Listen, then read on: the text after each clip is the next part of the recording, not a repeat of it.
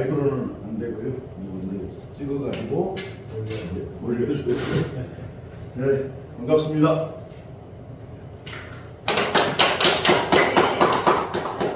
그게 안 올라온다고. 네, 거의 답변해놨어요. 네. 지난주에 이제 처음으로 4주간 동안 해서 지난주에 1강을 했어요. 1강이 사실 가장 중요한 강이에요. 결국은 우리가 창세기에 대한 부분들을 하나님의 관점에서 성경을 볼 수 있어야 되고 하나님의 의도하심, 주님의 의도하심을 우리가 읽을 수 있어야 되는데 문자적으로 또 그걸 응용해도 자기 생각, 어떤 신학적인 생각 참 다 일리는 있고 맞는 것 같은데 결국 사람을 살리지 못합니다. 그래서 정말 한국 교회뿐만 아니라 전 세계 교회가 정말 하나님의 의도하심을 읽을 수 있어야 되고 창세기 1장, 2장에 결국은 종교도 사실은 이제 일반적으로 생각할 때 문화의 일부분이라는 거예요. 기독교가 한국은 기독교가 있긴 있는데 140년 동안 기독교 문화는 뭐가 있습니까? 기독교 문화 없어요. 문화를 만들지 못하면 그 종교는 실패해요. 문화를 만들어야 되거든요. 자, 유럽이 영국 3%라고 해요, 기독교. 그래도 거기는 나름대로 기독교 무식 속에도 그렇고 기독교 문화가 있는데 우리는 140년 그렇게 부흥에 따르고 전 세계 50개 교회 중에서 23개 교회가 한국에 있다고 한동안 국민일보에 이렇게 하긴 했지만 결국은 문화는 없습니다. 문화의 뿌리를 내리지 못하면 어떤 문화가 내릴 때 500년은 있어야 진짜 그게 문화로 뿌리 내려진다 그러거든요.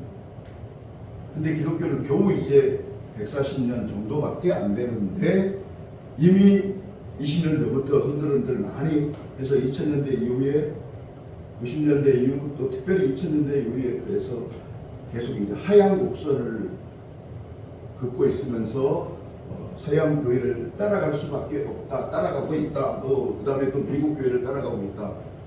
그 말 틀린 말은 아닌 것 같고요. 거기에다가 이상한 정치적인 자기 주장을 하는 이상한 목사들도 많이 나오게 되었고, 그래서 이게 정말 제대로 가야 되는데 결국은 다음 세대가 어떻게 기독교를 받아들이느냐 매우 중요하다. 그에 대한 준비가 거의 안 돼 있어요.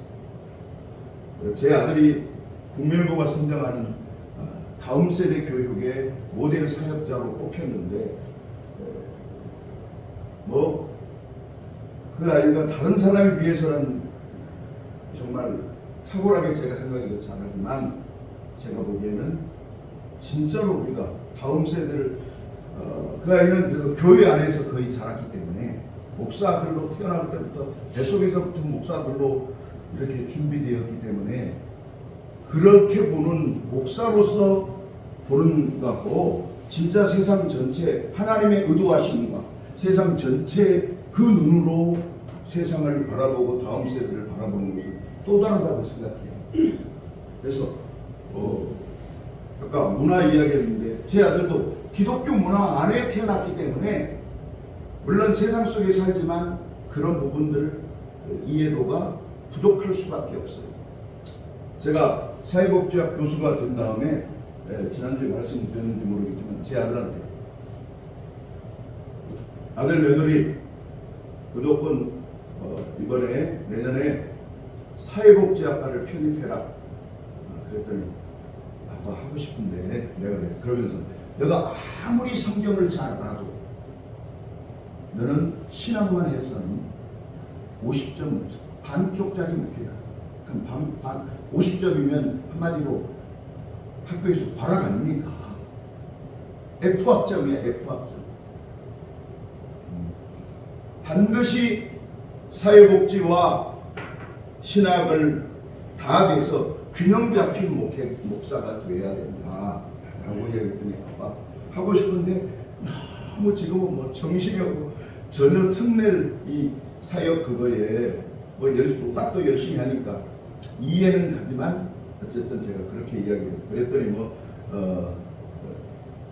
몇 달 지난 다음에 제 며느리가 전화 와서 아버님, 제 아버님 그 학교에 입학하고 싶어요. 그래서 작년에 제가 편입을 시켰고 이제 3학년에 편입해서 3학년 마쳤고 이제 올해 4학년에 다니고 있습니다. 다니려고 이제 뭐 그러는 거죠. 이제 우리 며느리는 그런 사회복지 계통의 그러니까 세계 교육재단 여기에 이제 있어서 해외의 교육을 통한 그런 부분들을 그걸 교육을 통한 선교 그 하는 단체에 있어요. 그러니까 이 친구는 진짜 사회복지가 꼭 필요한 아이예요. 정말 제가 사회복지 실천 기술론이라는 강의를 첫 번째 듣게 됐는데 편입을 해서 첫 시간에 제가 10분 듣고 한국교회 실천신학이 약하다, 실천신학이 약하다 그런 이야기를 제 신학기나 할 때도 참 많이 듣고 하고 했는데 딱 듣는 순간 이게 실천신학이네. 제가 10분 만에 결론 내렸어요. 10분 만에. 그리고 이제 다 마치고 사회복지회사도 따고 이런 다음에 정말 한국교회 목사님들이 사회복지를 공부하지 않고 그냥 신학만 공부하면 70일 은퇴 딱 하는데 미안하지만 조금 과격하게 들려도 이해하시고 평생 뜬구름 잡다가 뜬구름 잡는 목회하다가 끝나버려요. 정말 지금 현장에서 성도들에게 필요한 것 또 지역사회 우리 전도의 대상, 선교의 대상 그분들에게 필요한 건 전혀 터치하지 못하고 좀 더 심하면 목사님 하나님 말씀에 빌려서 목사님의 개인의 꿈 이루다가 그냥 끝나버려요. 그런 생각까지 들었어요. 그러면서 이제 사회복지는 있는데 왜 교회복지는 없냐. 정말 어떤 성도가 한국 교회에 딱 들어왔다. 그럼 이 교회를 어떻게 교회에서 교회복지를 해서 하나님 나라까지 가는데 제대로 안내하고 그들을 도울 것인가. 그런 준비가 아예 한국 교회는 개념 자체가 없다는 사실이 더 슬퍼요. 하다가 부족한 건 그건 어떻게 할 수 없고 그건 노력하고 더 해야 되는데 그래서 제가 사회복지 이제 지난주 토요일까지 특임교수협의회 사회복지학과 특임교수협의회 제가 회장을 초대회장, 2대 회장까지 이제 2년씩 4년 거의 5년을 했고 이제 3대 회장은 우리 부회장을 제가 강력히 추천해서 3대 회장으로 이렇게 하게 했는데 정말 한국 교회가 눈을 열어야 됩니다. 세상에 그러니까 사람 보는 눈이 열려야 됩니다. 사람 보는 영안이 열려야 돼요. 영안이 열린다는 것은 그냥 기도했더니 막 이상한 거 보인 그건요 조금 그러면 이상한 종교도 아무튼 하나님은 아니지만 나름대로 이상한 게 보여요. 그래서 우리 주장만을 하는 주관적인 그냥 신앙이 아무리 주관적인 부분이 강하다 할지라도 신비한 거 그런 것만 가지고는 정말 건강한 종교로서 이 사회적 역할 이런 부분들이 너무 부족하거든요. 그래서 성경에 대해서 정말 제가 지금 인수하려고 하는 대학이 어쨌든 신학대학은 아닌데 신학과는 있어요. 사회복지학과도 있고 그러면 제가 거기서는 그런 신학적인 부분과 함께 칭찬 지도자과를 세울 거고 그걸 통해서 진짜 대한민국에 그러면 제가 하루아침에는 안 되지만 여기 가까이 있는 S대학보다 더 좋은 대학으로 만들 수 있습니다. 제가 저희 대학 총장님들 지내셨던 분이나 현 총장님들 한 5분 정도가 이 칭찬 박사 교육을 받았거든요. 제가 총장님한테 그랬습니다. 총장님, 제 하시란 대로 하시면 제가 5년 안에 이 대학을, 그분은 평생 여기 가까이 있는 S대학 교수로 지나고 대학원장, 경영대학원장으로 지나고 그리고 은퇴하시고 대학의 총장이 되셨는데 그분에게 단도직입적으로 그랬어요. 총장님, 그분을 모르는 아닌데 제가 멀리 아는 분이지 개인적으로 만난 적도 없는 분입니다. 카톡을 통해서 총장님 좀 대화하다가 제 하시란 대로 하시면 총장님 임기 안에 이 대학을 대한민국 최고의 대학으로 제가 만들어 드리겠습니다. 이렇게 말씀드렸더니 이분이 세상에 제가 그러더니 그럼 박사님, 제가 어떻게 액션을 취하면 되겠습니까? 그래서 제가 당황해서 네, 교수님들 교수회관에 다 모아두십시오. 그렇게 말씀드렸죠. 그랬더니 제안을 하시더라고요. 그러면 그냥 보직 교수들을 먼저 모아놓겠습니다. 가서 특강을 해주십시오. 알겠습니다. 뭐 조금 있다가 박사님 책 있으시죠? 그래서 네, 그거 빨리 보내주십시오. 구입하겠습니다. 보직 교수들에게 모임 제가 먼저 보겠습니다. 그 다음에 조금 있다. 뭐 칭찬 10개명 혹시 이런 것도 있으시죠? 그래서 예, 있습니다. 그거 보내주십시오. 그래서 뭐 아무튼 그러고 그 대학에 가서 내가 교수회관에서 특강 72분 정도 딱 했는데 그분이 부총장이나 대학원장 다 있는데 90도로 존경합니다. 존경합니다. 존경합니다. 3번을 인사하시면서 70평생에 오늘에야 이 귀한 것을 알았습니다. 이렇게 말씀하시더라고요. 정말 대단한 분이지. 그래서 그 학교에서 전교생을 대상으로 칭찬 강의를 하려고 계획을 했는데 총장님은 오케이. 그런데 교수협의회에서 딱 나갔어요. 한 발자국도 못 나가더라고요. 제가 대학에서 좀 강의도 하고 했지만 이게 이렇구나. 총장님이 아무리 일을 가져도 되는 게 아니구나. 그러니까 설립 총장, 이사장 이 사람 아니고는 안 돼요. 그래서 그냥 이렇게 그렇지 않으면 진짜 제가 대한민국 대학교육 혁명을 일으킬 수 있는데 너무 아쉬워가지고 뭐 아무튼 저는 더 제가 꼭 대학을 세워야 되겠다 이런 생각들을 더 하게 됐죠. 지금부터 23년 전에 또 여기 가까운 S대학의 교육학과에 저를 강사로 추천을 해서 뭐 다음 학기부터 한다고 통보를 받았어요. 그 시간이 거의 다 됐는데 2주 남았는데 연락이 없어. 이제 다른 사람도 전달 받았는데 우리 교회 집사님이고 교수님, 집사님 학교에서 연락이 안 오던데 그러니까 목사님 차마 제가 말씀을 못 드렸습니다. 대학 평가를 할 때 박사 학위가 아니더라도 박사 수료는 돼야 되는데 지금 뭐 그때는 제가 뭐 학위 없었거든요. 안 된다는 거예요.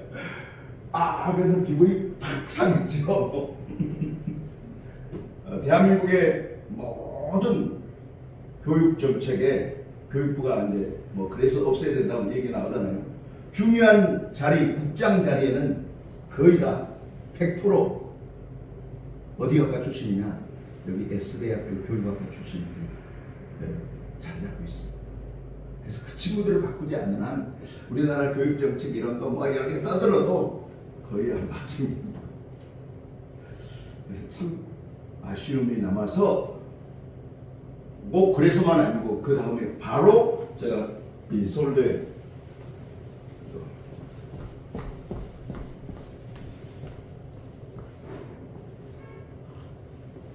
정문 앞에 가장 가까운 건물을 얻어가지고 제가 서울대생과 고수생 서울대 교수를 바꾸지 않으면 대한민국 30년 후의 미래는 없다. 이렇게 제가 생각하고 플랜카드 걸고 서울대역에 서울대과 고시는 선택이다. 예수 믿는 것은 사명이다. 해가지고 막 전단지 수도 없이 뿌리고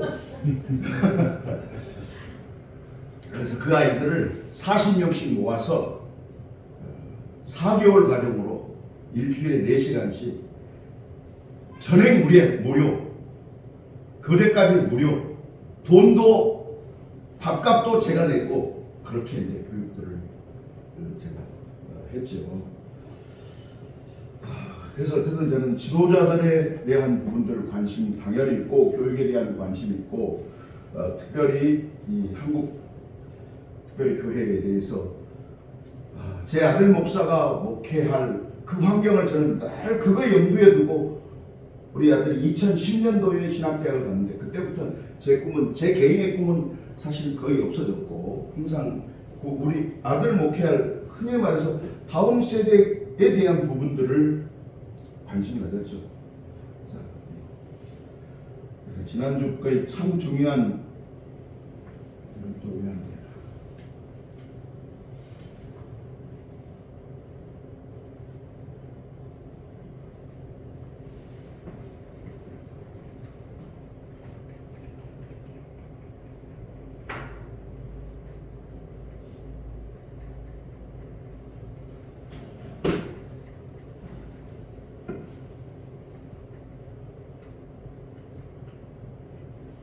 네. 그래서 지난주에 제가 강조했던 것 마지막에 칭찬에 있어서 우리는 칭찬을 다른 사람에 대해서 좋은 점이나 옳은 점을 높이 평가함 또는 평가하는 말 네이버가 막 규정하고 사전이 규정한 칭찬의 정의를 그렇게 알았는데 그게 제가 틀렸다고 또 성경적인들 학교에서 특별히 기독교가 가장 약한 부분이 뭐냐? 자기 자신을 하나님의 성전인 하나님 자기 자신을 사랑하는 방법을 왜 사랑해야 되는지 어떻게 사랑해야 되는지 가르쳐줘야 되는데 기독교 일체전사에 거의 그거에 대한 교육은 전무했습니다.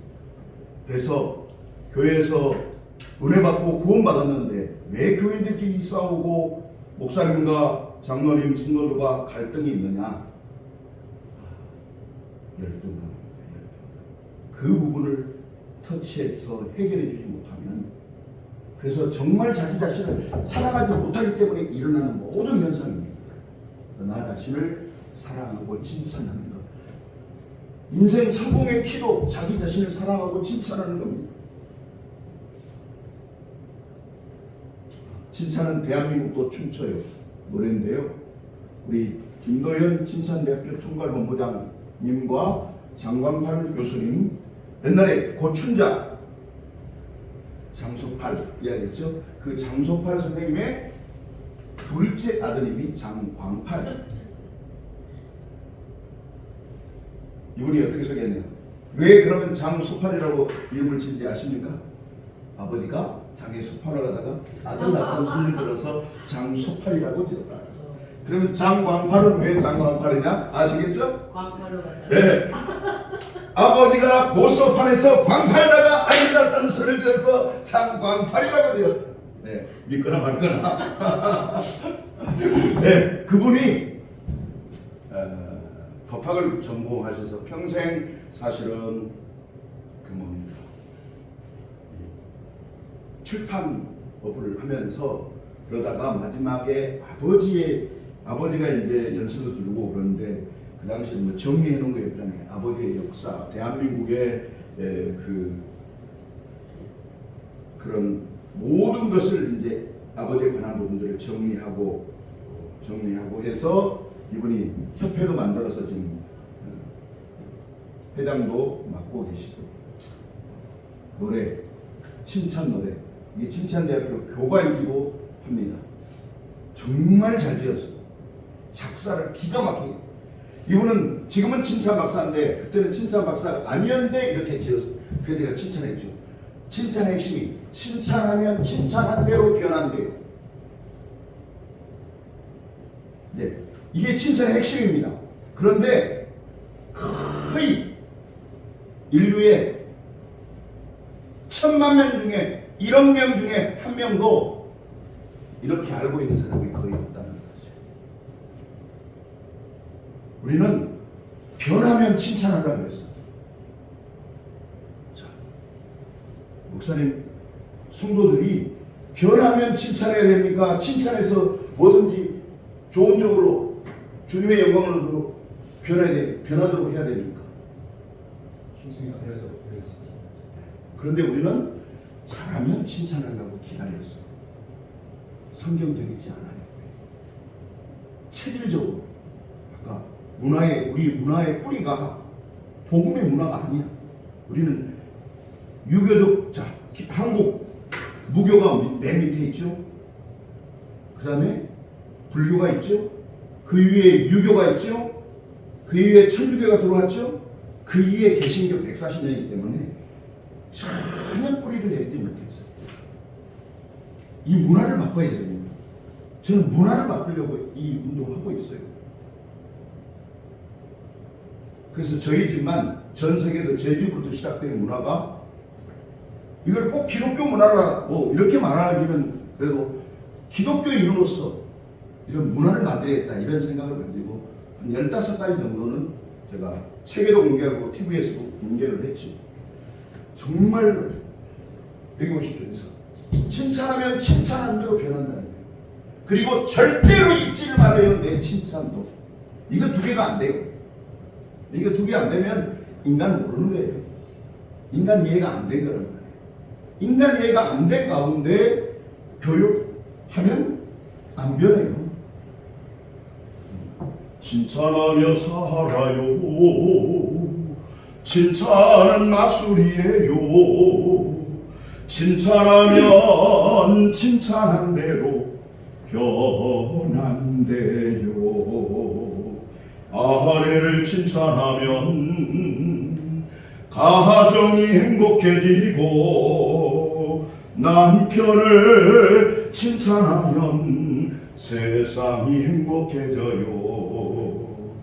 옆사람 칭찬, 친구 칭찬, 모든 사람 나는 좋아.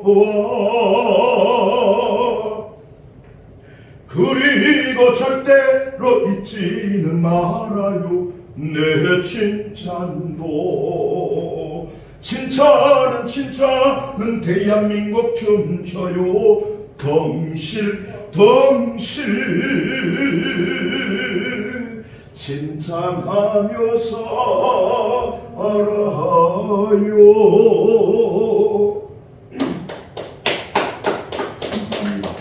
여러분, 마술 아시죠? 마술이 뭐예요? 눈속임이라고 그러죠. 근데 진짜 마술이 있어요. 안 속이는 마술, 칭찬 마술. 그건 몰랐어요,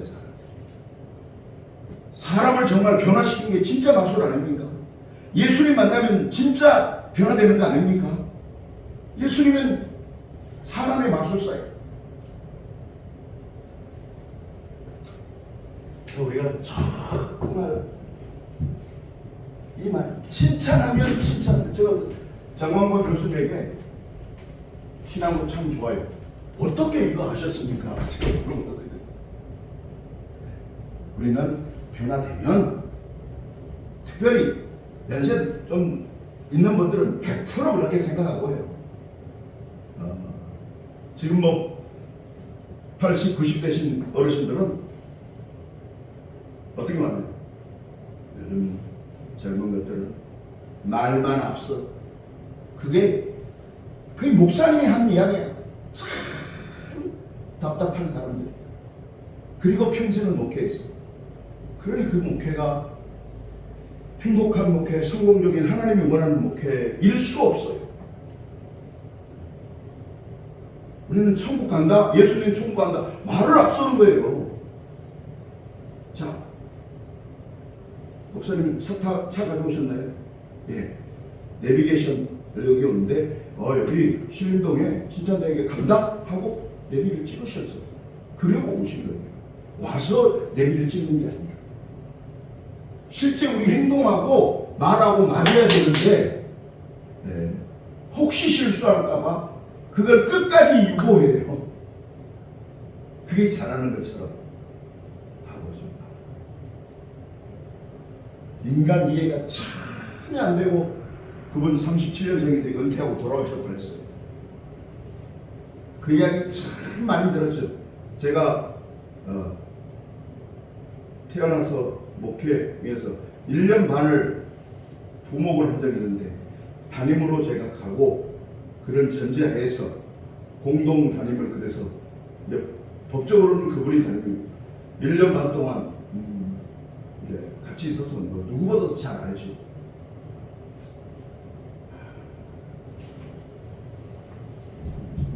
근데 실제로 본인 칭찬 싫어한다래요.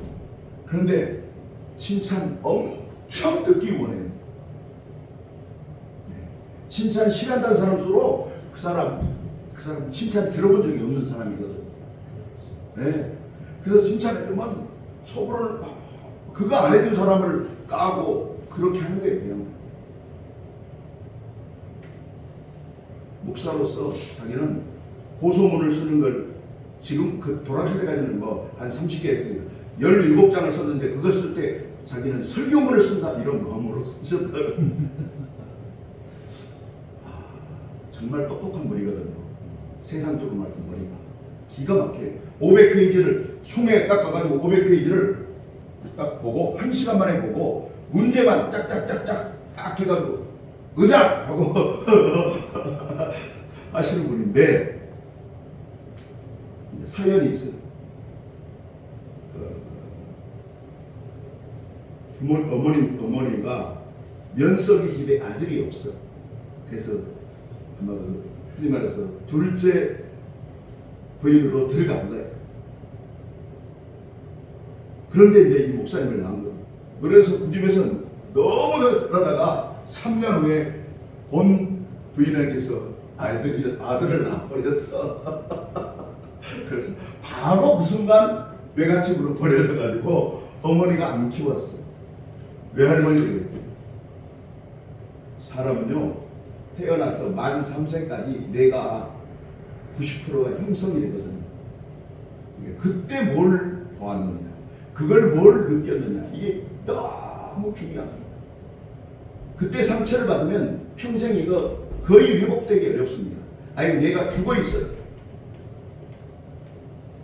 그런데 그때 사랑을 받고 그때 충분한 이게 되면은 달라져. 건강한 사람입니다.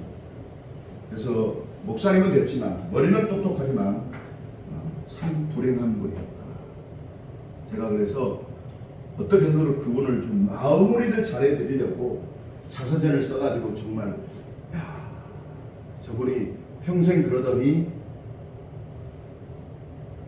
후임 목사가 들어와서 후배가 들어와서 이런 부분들을 해가지고 사람들 보기에도 아름답고 하나님 보기에도 아름다운 작품을 쓰려 했는데 참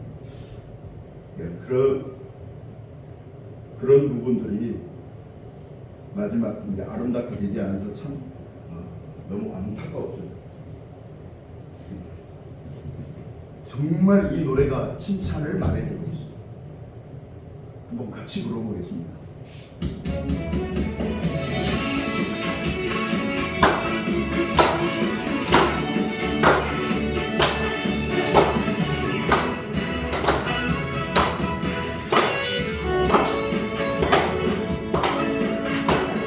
칭찬하며 살아요.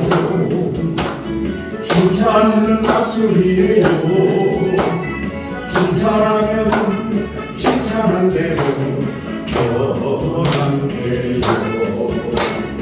아내를 칭찬하면 가정이 행복해지고 남편을 칭찬하면 세상이 행복해져요.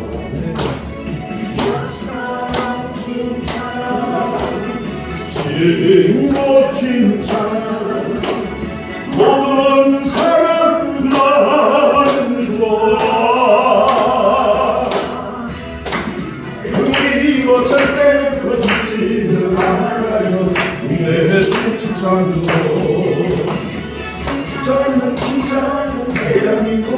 춤춰요 경실 칭찬하며 살아요. 이걸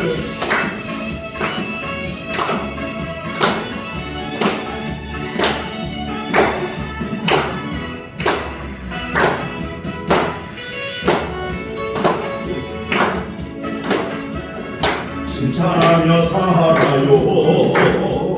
칭찬은 맞순이에요. 칭찬하면 하루하루가 달라져요. 산꾸러기 칭찬하면 새벽경간 배구요. 배불고기 칭찬하면 세수백만이에요. 아이들 칭찬 남편 칭찬 풍수라거나 풍소 그리고 절대로 잊지는 말아요. 내 칭찬도 칭찬은 칭찬 대한민국 춤춰요 공식 칭찬하며 살아요.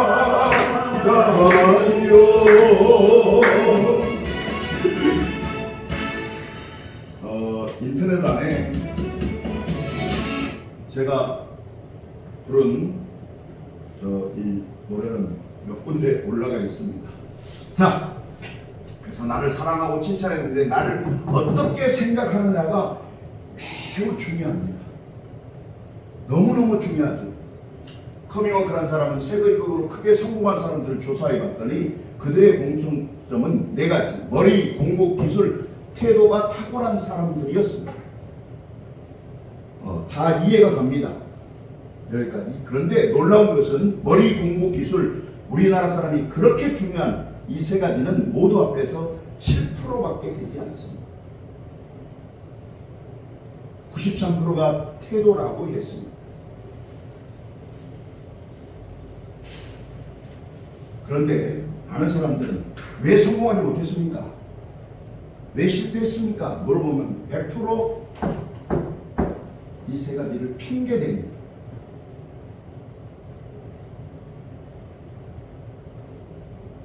태도가 93%인데 자, 이게 하나도 없다 하더라도 93점은 대학에서 A 제로지, A 합격입니다. 그런데 태도가 긍정적, 적극적, 진취적, 도전적 태도를 가지고 있으면 계속 그런 식으로 하면 머리 좋아집니다. 공부 잘할 수 있습니다. 기술, 제가 뭐 벽돌 찍는 기술이 필요한 게 아니라 지금 강의 기술이고 목회하고 인간관계 이런 것만 잘하면 됩니다. 다 핑계입니다. 다 헛소리입니다.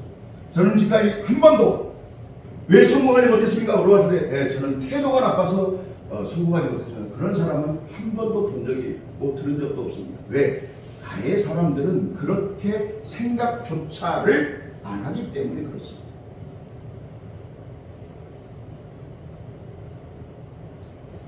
정말 오늘날 개신교 뭐 전도가 안 되냐 이게 이해하고 개신교인들 태도가 틀렸어요. 태도 부정적이고. 자, 목사님들 다 여기 지금 목사님만 계시니까 밖에 나가서 교인들이요 일주일 동안 어떤 이야기를 가장 많이 할까요? 목사님과 교회에 대해서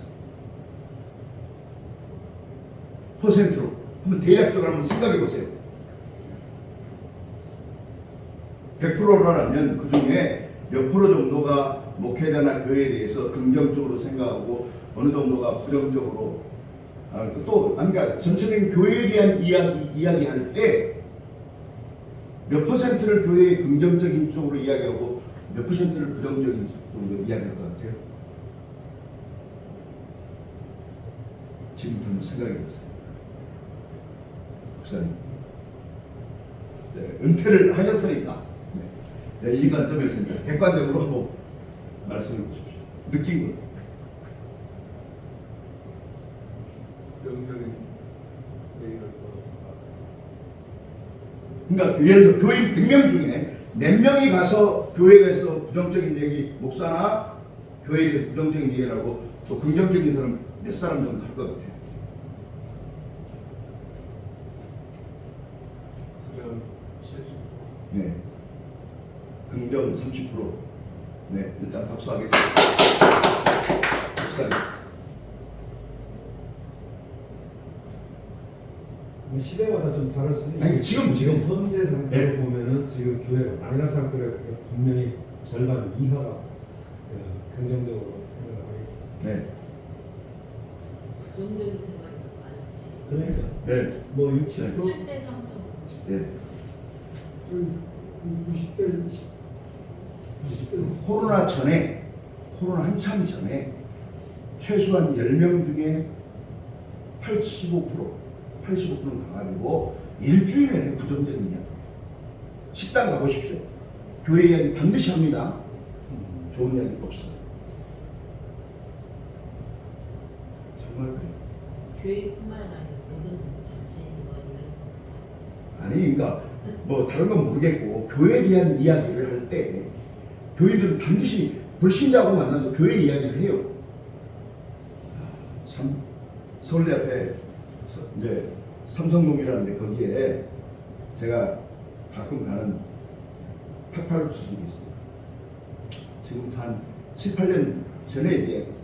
그때 한 65세쯤 되는 사람 두 분 여자분, 야, 너 알잖아. 내가 그 교회 지금 35년 다녔어. 그런데 교회에서는 잘해도 욕먹고 못해도 욕먹어서 나는 교회에서 지금까지 한 번도 무슨 회장이나 이런 거 맡으라는 거 아예 안 맡았어. 그런데 이번에는 셀 수 없이 내가 회장을 맡게 되었다. 근데 이건 동창이고 친구인데, 친한 친구인데 교회 안 다니는 사람이야. 근데 그렇게 이야기하는데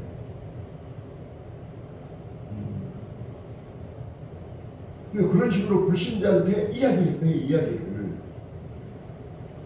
참 최소한 85% 이상이 내용을 위해서 거의 다 부정적인 이야기를 다시 말해서 일주일 동안 교인들은 세상에 나가서 제자 훈련을 하고 있습니다. 어떤 제자 훈련? 교회 오지 말라는 제자. 그리고 주일날 직분 때문에 어쩔 수 없이 교회에 와요. 와서도 별로 재미없어. 이걸 30년, 40년, 50년을 하고 인생을 마치 이게 행복한 인생, 세상에 빛이 되는 거, 전도. 그런데 이제 제가 새생명 축제 한 달 전에 주로 강의를 초청을 많이 가서 목사님 이렇게 강의해 주세요. 그런 이제 사람들이 결국은 야 그동안 그렇게 부정적인 제자 훈련을 해놓고 야 며칠 가서 이번 주 한 번만 봐주라. 약속된 뭐 이준석이가 대련이라는데 약속된 그거지 전도가 아니야. 이걸 교회는 계속 반복하고 있어요. 참으로 안타까운 교인들의 태도를 믿음은요 99점이면 믿음 아닙니다. 신앙은 99%가 없어요. 100%일 때만 온전한 믿음만 믿음이지 믿음이 없어요. 믿음이 이기네 이 세상으로 믿음이 이기는데 믿음이 없다는 거예요. 진짜 믿음의 한 사람을 하나님은 지금도 찾고 있습니다. 따라합시다. 이 순서대로 나는 태도가 좋다. 시작. 나는 태도가 좋다. 나는 태도가 천재다. 나는 태도가 좋은 천재다. 나는 성공할 수 있다. 나는 성공할 수 있다. 그래서 크리스찬들에게 부정적인 오전 11시입니다. 완전히 의식 구조를 바꿔줘야 되는데 정말 믿음의 사람, 진짜 한 사람을 하나님 언제나 찾고 계시잖아요. 자신의 능력을 감추는 것은 가장 어리석은 행동입니다. 그런데 우리는 유교 문화권 속에서 이걸 겸손이라고 배웠습니다. 교회 문화권 속에서도 그걸 겸손이라고 배웠습니다.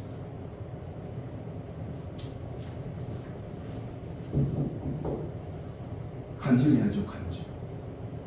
그건 자칫하면 교만. 그러니까 그 소리 때문에 교만이라 그럴까봐 눈치 보고 말을 못해. 그래서 엄청 잘난 척하네. 방으로. 자, 내 능력을 그러면 왜 사람들이 이건 뭐 교회뿐만 이야기하는 건 아니에요. 모든 대한민국 세상에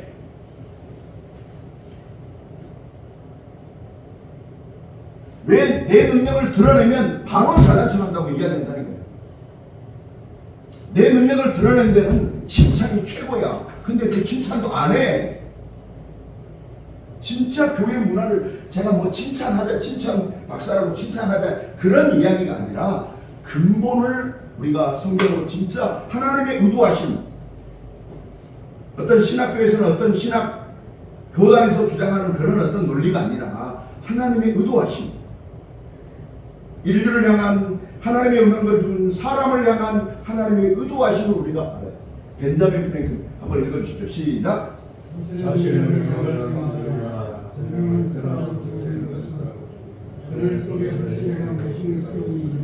하나님 우리에게 어마어마한 능력을 주셨는데 그 능력에 대해서 전혀 감사하지 않고 안중도만 찬양은 잘해. 받은 복은 뭐 해보아라? 세워보아라. 받은 복 세워본 사람 있겠습니까? 대한민국에? 없습니다. 조금만 하는 거죠. 조금만. 진짜 받은 복을 세워보세요. 자, 저는 11월 달이 되면 생각합니다. 특별히 그래서 추수감사주일은 설교하기 전에 제가 1시간 조금 더 시간을 해서 책상에서 앉아서 한 해 동안 감사한 걸 씁니다. 그럼 100가지 정도 딱 써요. 그리고 제가 설교 전에 한 5분 정도 읽고 설교를 합니다. 받은 복을 세어봐야 되는데 저는 매년 세어본다니까요. 받은 복을 세어본 사람 미안하지만 제가 지금까지 본 적은 없어요. 그래서 요즘 뭐 백감사 뭐 이런 것도 이제 제가 감사운동의 대한민국의 창시자라고 할 수 있는데 그 이후에 이제 뭐 백감사, 감사 신문도 생기고 감사하는 일이죠. 제가 아는 장로님이 열심히 교육도 하고 계시고 정말 하나님 우리 재능 왜 주셨냐? 능력 왜 주셨냐? 쓰라고. 그늘 속에 평생 해식에 있기는 있지만 그늘 속에 있는 것은 없는 것과 똑같죠. 주신 분의 의도를 전혀 모르고 반대로 사용하고 있죠. 오늘날 하나님의 사람들이 우리도 자, 특별히 자신감 저는 이제 교육을 하는 사람으로서 제 이야기만 할 수 없고 사전을 찾아볼 수밖에 없어요. 궁금하면 찾아봐야죠. 자신감을 사전을 찾아봤더니 자신이 있다는 느낌으로, 능력이 아닙니다. 느낌입니다. 느낌. 왠지 오늘 뭔가 잘 될 것 같은 느낌이 생겼어. 그게 자신감이에요. 그래서 오늘 잘 될 것 같은데 자신감을. 근데 우리는 자신감을 뭐라고 자꾸 생각해요? 능력이 있는 사람은 자신감이 있고 능력이 좀 부족하니까 자신감이 없죠. 이렇게 생각하고 말을 해요. 그런데 자신감이 있을 때와 없을 때 내 크기가 얼마나 차이가 나냐? 놀랍게도 20% 정도 줄어듭니다. 내가. 그렇다면 성인 돼서 이미 완성된 성인이 뇌가 20% 줄어들면요 기억력이 급속히 저하되고 누가 봐도 약간 이상해진 것 같아. 바보가 된 것 같아. 약간 이상해진 것 같아. 약간 정신이 오락가락한 것 같아. 이렇게 생각을 합니다. 정신이 오락가락한 게 아니라 자신감을 잃어버렸어요. 자, 설교를 뭘 해야 되냐? 주일날 온 성도들에게 자신감을 잃어버린 이 성도에게 새벽기도 왜 나오라는 게 안 나오고 집사가 권사가 뭐 이게 그 맞는 말 하는 게 중요한 게 아닙니다. 자신감을 확 빼가지고 새벽기도 나오란 말을 안 해도 나오고 싶도록 해야 되는 게 이게 목회예요. 수능에서 자신감이 있을 때와 없을 때 평균 몇 점 차이가 나느냐? 평균 9점 차이가 나요. 똑같은 반 아래를 테스트를 했어요. 9점이면 중상위권에서 5만 명, 10만 등 등수가 왔다 갔다 해요. 학교 색깔이 전혀 달라져요. 그래서 오늘날의 크리스찬 이제 언론으로부터 코로나 이후에 더 욕까지 먹고 있으니까 사람들이 가서 예수 믿는 표시를 전혀 안 해요. 안타깝죠. 크리스찬의 자신감, 하나님 자녀의 자신감, 이 부분이 너무 약하다.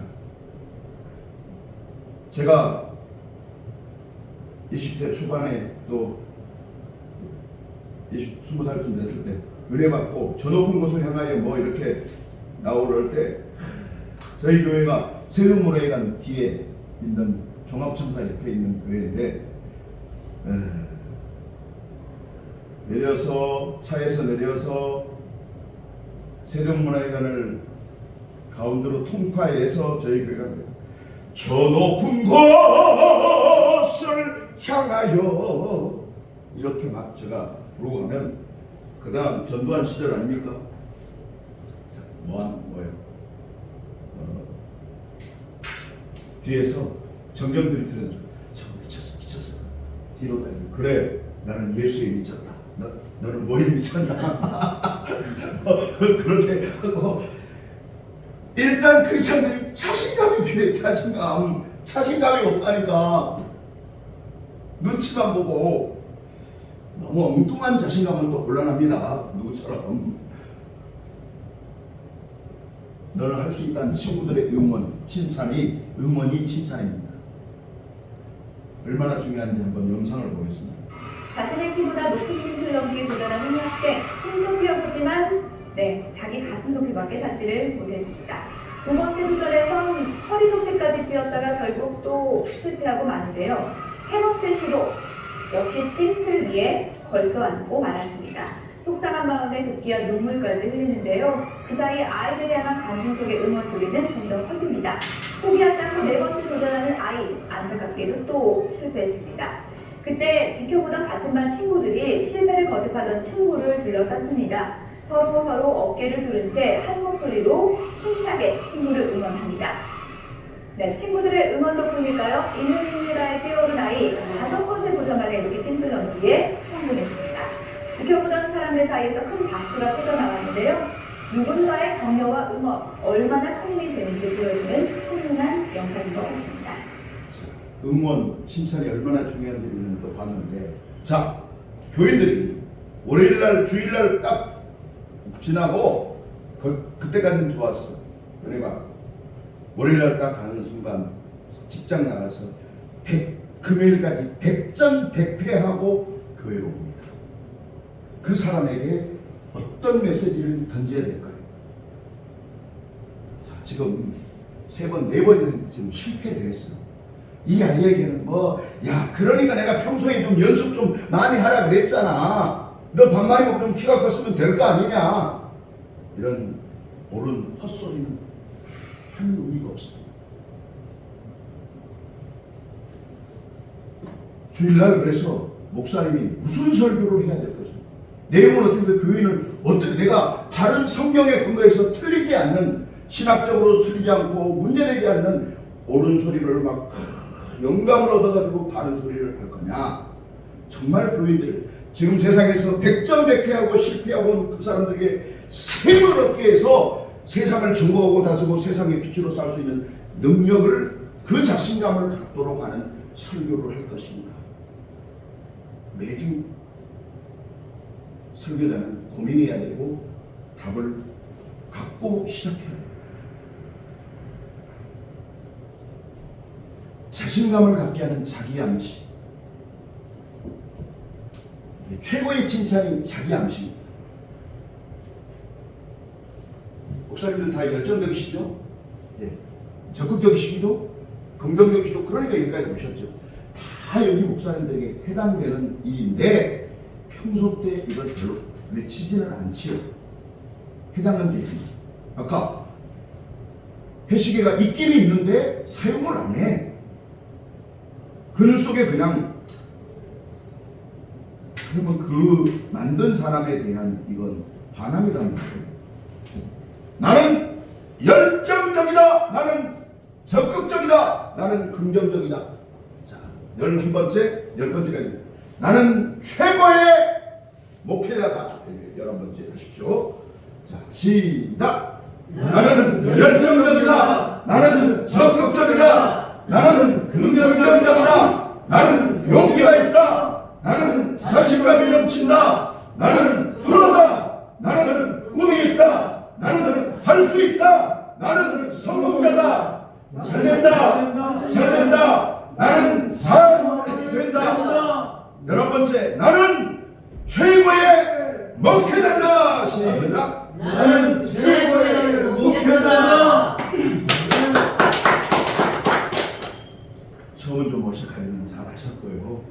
교회에서도 필요하고요. 기도원 같은 데 집회 오는 사람들에게 그분들 너무 잘 돼가지고 쉬러온 거 아니고 뭔가 새로운 변화가 내적 변화와 영적 변화에서 좀 지쳐서 새 힘을 얻기 위해서 오거든요. 그 도함을 그 극률한 마음으로 정말 새 힘을 그 기도원 갔더니 그 공예 집회 갔더니 막 신이 나더라. 살 것 같더라. 정말 세상을 정복하고 그럼 금방 돼요. 이건 일단 다른 사람은 예를 들어서 봉사 모임이라면 그 담원 목사님들부터 딱 그러도록 만들어야 됩니다. 그러면 한 목사람 금방 없어도 뭐 이거 서로 내고 뭐 맛있는 거 서로 대접하고 이 분위기가 되죠. 성공한 백인의 공통점은 무엇일까요? 세계적인 동기부여가 지그지글러 박사 정상에서 만납시다를 썼죠. 미국의 정치, 경제, 교육계에 성공한 백인의 공통점을 발견했는데 그들은 한결같이 다른 사람의 장점을 발견할 줄 아는 사람들이었습니다. 자, 장점을 발견하니까 뭐 하게 됩니까? 칭찬하게 되죠. 그러니까 세상에서도 성공한 사람들은 이걸 잘해야 돼요. 가장 잘하셔야 될 부분이 사실은 목회자인데 우리는 너무 거룩과 그런 성경적인 거 해가지고 신앙 생활 잘못하고 있는데 목사님 칭찬하면 되겠습니까? 뭐 이런 걸 따지거나 해가지고 너무 우리는 그게 딱 묶여 있어요. 진정한 해방이 필요합니다. 목회자입니다. 자, 칭찬 박사 10계명 읽어보십시오. 시작. 성과보다는 그의 존재와 가능성을 칭찬하라. 과거 평가가 아니라 미래의 잠재력을 칭찬해라. 칭찬은 긍정적 예언이고 가물이다. 경기가 안 좋을수록 더 많이 칭찬하라. 경제와 경기는 심리입니다. 외모, 성취, 자질, 잠재력의 4단계로 칭찬해라. 그렇습니다. 칭찬은 언제 필요하냐? 지금 필요합니다. 지금 한국교회에 가장 필요한 게 칭찬입니다. 정말 한국교회 훌륭합니다. 칭찬만 있으면 부족한 거 아무 문제 교회는 안 됩니다. 불가능이 없게 됩니다. 근데 가장 중요한 그 칭찬이 없어요. 문제는. 자, 6번째, 칭찬은 감사로 받아들이고 더 존경스럽다고 칭찬해라. 사촌이 잘 되면 기립박수를 쳐주고 형제가 잘 되면 잔치를 해주자. 최고의 칭찬이 기립박수로 칭찬하라. 노는 입에 칭찬하라. 운명이 바뀐다. 미소로 인사하고 대화로 칭찬하라. 정말 사촌이 잘 되면 기립박수를 쳐주고 형제가 잘 되면 잔치를 해주는 교회가 돼야 되는데 사촌 연상은 배가 아프고 형제 연상 배가 찢어지는 대한민국 문화를 교회에서 그대로 안고 있는 현실이 아니다. 그러면요, 자, 지금은 내 자녀나 누가 잘 돼도 말을 못해요. 왜? 약간 잘난 척 한다 그러고 뭐 하고 뭐 할 때는 교회 뭐 할 때는 안 하더니 뭐 한다. 교회에서 말을 못해요. 여러분들 살아있는 공동체는 아닙니다. 자기를 칭찬하는 교만하다. 네, 뭐 제일 많이 듣는 소리죠. 그러니까 너무 우리가 근본적으로 신학도 잘못 배웠고 목회를 잘못 배웠고 어깨 너무 배운 그런 목회 안 됩니다.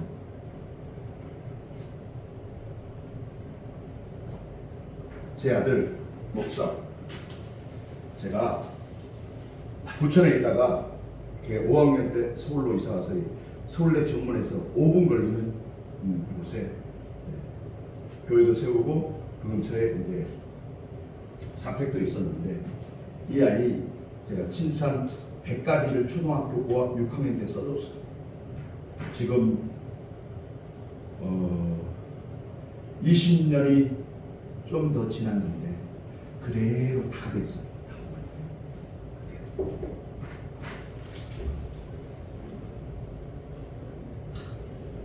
자, 무엇이 보입니까?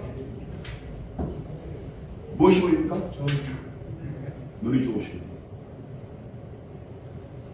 많은 사람들은 이렇게 점을 가운데 모셔놓고 자기의 약점이나 단점을 늘 그걸 주야로 묵상하면서 이런 걸 좀 고쳐줘야 되는데 이런 걸 안 주셔가지고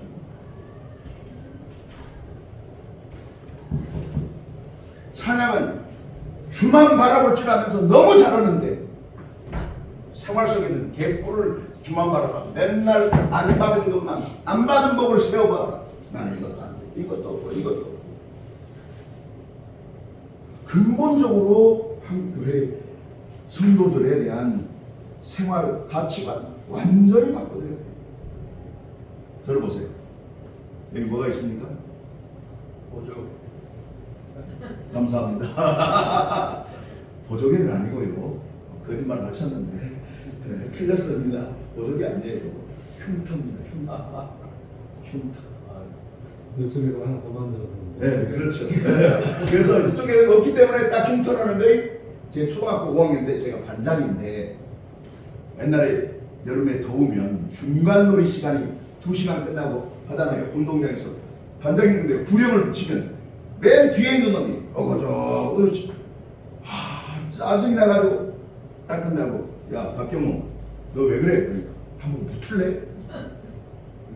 내가 반장이고 힘도 더 세고 공부도 더 잘하고 싸움도 잘하고 하는데 우리 학교 우리보다 나이가 많은데 같은 학년인데 그 동네가 우리 면에서 제일 커요. 250호가 있어. 고향이 어디예요?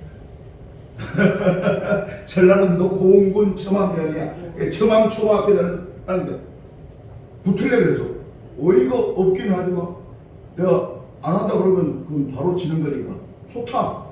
그 대신 자전거 체인으로 그때 싸울 때 유행할 때 그거 하지 말고 맨손 맨주먹으로 하자.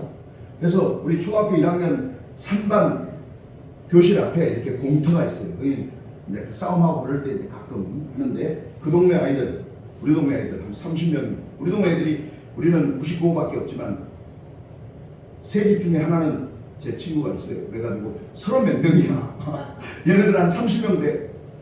딱 싸우다가 제가 탁 때렸는데 뭐 싸움을 많이 했어봐야지. 뭐 여기가 맞아야 되는데 여기 맞고 엄청 아픈데 쌍코피가 났어요.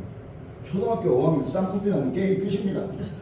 제가 눈이 그때 커가지고 겁이 많아가지고 이러고 있는데 갑자기 이놈이 가방에서 이만한 대못을 꺼내더니 찍어가지고 이게 그 흉터야 그 흉터.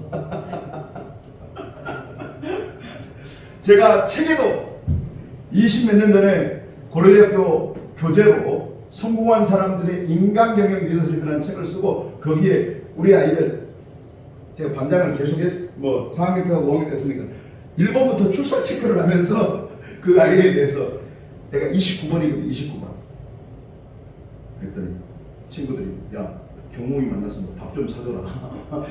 이제 세계에서 가장 유명한 아름다운 보조개가 됐어. 이게 늘 웃고 다니니까 흉터를 이제 보조개로 그랬더니 뭐 20년 전에도 강의했더니 교수님 사실 저도 이거 보조개가 아니라 흉터예요 흉터. 그래서 뭐 여기 나고 저기 나는 거 사람들도 말을 하더라고요. 보조개인 줄 알았습니다. 그래서 그 친구 전화번호를 해가지고 전화를 했더니 이게 학교 폭력이잖아. 따지고 보면 제 존재를 몰라요. 존재를. 나는 밥 사주려고 했는데 내가 그때 상황으로는 밥 사줄 상황은 아니고 걔가 보니까 훨씬 돈을 많이 벌어. 연봉 한 1억 4천 정도. 그때 한 거의 10여 년 전에 LG 정유에 동남아시아에 그 선장이어가지고 배를 몰고 다녀왔다 갔다 하는 친구야. 제 존재를 모르니까 제가 뭐 더 이상 말이 아니 내가 4학년 때 5학년 때 같은 반이고 이제 사실 6학년 때 같은 데는 6학년을 제가 기억을 못해요? 저 존재를 모르더라고요. 이게 학교 폭력의 문제입니다. 존재를 모른다는 게 뭐? 제 이름도 기억을 모르고 못해요? 기억이 없다는 거예요. 말만. 아니, 그게 현실이라는 거예요. 그래서 학교 가해자와 피해자는 평생 그 상황까지 기억하고 있거든요. 그래도 초등학교 친구인데 그걸 몰라? 시골 친구인데? 그러니까요. 아, 그러니까 내가 답답하네. 일부러 모른 척 하는 거 아니야? 아니요, 그런 거 아니고. 현실에 바꿔서 그렇게. 근데 제가 예를 들어서 중학교까지 같이 다녔으면 괜찮은데 5학년까지만 다니고 6학년을 그 학교를 안 다녀서 이제 뭐 그렇게 하죠. 자, 사람들은 대부분 약점을 개선하려는 거예요. 지금 여기는 장점이니까 조금만 더 개선 이것만 하면 잘 될 것 같아요. 약점 개선이 아니라 진찰을 통해서 장점을 개발해야 되는데 그러니까 야 너 이것만 조금만 고치면 너 잘할 것 같다. 목사님들은 주로 그렇게 말씀하세요. 왜? 사랑하니까. 아무 도움 안 되는 일이에요 결국은. 거기서 예 하는데 상처예요. 그 순간 우리 목사님 나를 그렇게 생각하는구나. 내 약점을 알고 계시는구나. 그때부터 피해요. 사람이 그래요. 모든 사람은 장점이 저는 10가지 이상이 있고 단점은 10가지입니다. 10대 1로 장점이 10배 많아요. 정말 받은 복을 세워보면 수백 가지, 수천 가지가 돼요. 안 세봐요. 안 받은 복만 자꾸 이것도 안 되겠다. 이거 갖고 기도 제목이고 이거 갖고 진짜 주야로 늘 묵상합니다. 장점이 10배는 많지만 장점과 단점을 어디에 내가 포커스를 두고 사느냐가 중요합니다. 저는 제 역설적 장점 20가지를 책에 기록했습니다. 전 국민 100가지 칭찬 또 장점 찾아기 운동을 벌써 그것만 해도 30몇 년이 됐어요. 대한민국을 살리는 길은 이 길밖에 없다. 그런 가운데 적극도 한국 사람 열등감 4가지 요소 중에 1번이 뭐냐? 학벌입니다. 그래서 죽으나 사나 명문대, 대학 그렇게 되었어요. 그런데 저는 초, 중, 고등학교 정규 졸업장이 아직도 없습니다. 5학년까지 예. 어쨌든 초등학교 나중에 이렇게 졸업한 걸로는 돼 있지만 졸업장은 없습니다. 안 다녔습니다. 중학교 입학해본 적도 없습니다. 고등학교 입학해 꿈에도 소원이 중학교 교복을 입어보는 건데 중학교 교복 단추다는 일이 제 첫 번째 직업입니다. 서울 평화시장 협진사였습니다.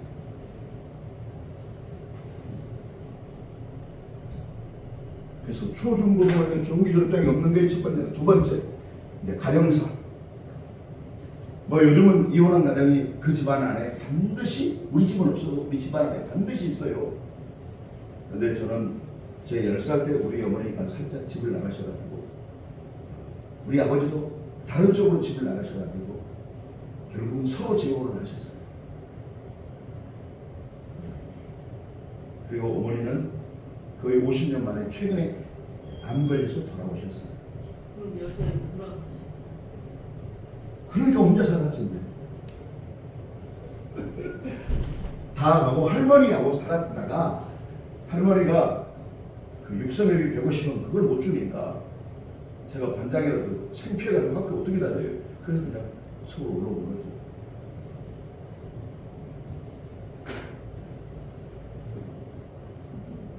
그래서 어머니가 저는 우리 근데 6학년을 또 다시 다니려고 경상도로 내려갔어요. 경남 통영 욕지도라는 산. 알아요. 네? 다 봤어요. 네. 우리 아버님이 거기서 머슴 살다고 왔거든. 그래서 아버지 따라갔는데 그래서 거기서 이제 3만 원짜리 초가집을 사가지고 제가 가마솥에 밥을 해서 갔다가 어느 날 웬 아줌마를 모셔가지고 이제 두 번째 이제 어머니 새엄마가 되었죠. 교회만 갔다 오면 빵을 때리네. 제가 한 1년, 한 8, 10개월 정도 맞으니까 더 이상 내가 공부 취미가 있는 것도 아니고, 아이고, 다시 딱 하고, 다시 또 서울로 오게 돼서 끝까지 안 다녀가지고, 제가 졸업장에. 그래도 교회는 어렸을 때부터 다니셨네요. 아, 우리 어머니가 이제 10살 때 나갔다 그랬죠. 1년 후에 11살이 돼서 상황이 됐는데, 옆 동네 권사님이 뭐라는 거예요? 우리 할머니 태구가 심동덕인데, 심동덕. 며느리도 집 나가 버리고, 아들도 집 나가 버렸으니까, 교회는 한번 나와봐. 이게 전도였어요. 그래서 그 다음 주에 할머니 손잡고 교회에 가게 된 거예요. 예. 그래서 통합체계, 그래서 얼마 전에도 어머니 모시고 병원에 갔던데, 어머니 정말 고맙습니다. 집 나가 주셨어요. 그 덕분에 내가 예수도 믿게 돼서 목사 되었고, 오늘날 그래도 이게 좀 유명한 사람이 되지 않았습니까? 지금은 이제 같이 이렇게 사셔요. 네. 뭐 그렇게 해서 쭉 제 20가지를 해왔더니 그 책을 읽고 수많은 사람들이 편지 왔어요.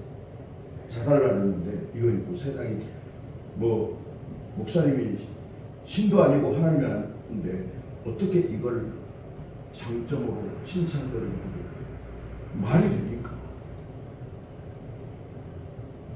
그래서 자살할 사람들이 많이 정말 다시 주님께 돌아왔어요. 나를 위한 100가지 칭찬. 여러분들은 칭찬거리가 너무 많습니다. 나는 나를 사랑한다. 나는 장점이 많다. 나는 잘 웃는다. 나는 미소가 아름답다. 나는 인사를 잘한다. 나는 인사를 잘 받아준다. 나는 칭찬을 잘한다. 나는 칭찬을 자주 듣는다. 나는 장점을 잘 발견한다. 나는 감사 표현을 한다. 그래서 내 칭찬거리 기본적으로 정말 100가지를 써야 되는데 기본적으로 10가지, 20가지만 써서도 자꾸 또 읽어보면서 정말 내가 누구인가 감사해야 될 걸 주님께 너무 많은데 자꾸 우리는 없는 것만 생각하고 묵상한다는 사실. 우리는 칭찬을 너무 못한다. 그래서 여기 왔어요. 네.